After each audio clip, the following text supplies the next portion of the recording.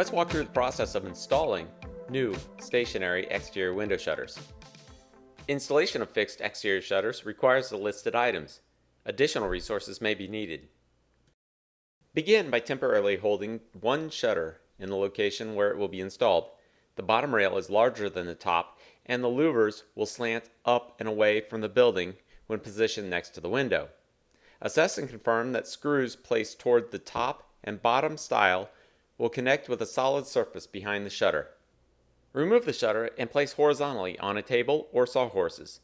Drill 4 1/8-inch pilot holes located in the center of the side stiles, even with either the top of the bottom rail or bottom of the top rail. Return the shutter to the window.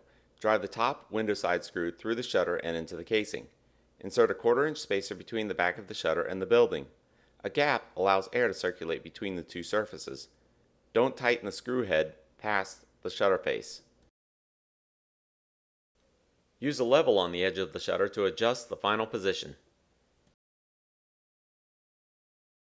Fasten the bottom window side screw, followed by the 2 screws on the side opposite the window.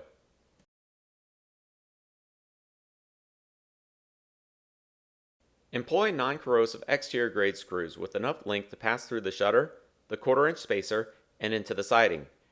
We use 3-inch stainless steel screws with a star driver head. If attaching the shutter to a brick facade, a masonry or concrete anchor is recommended.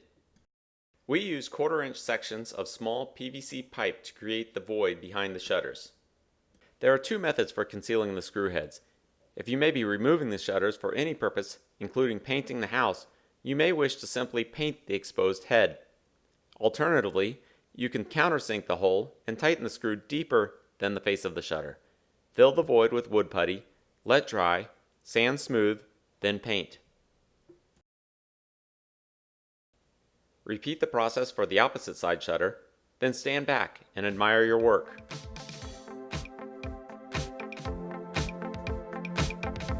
Visit us at shutterland.com for more information.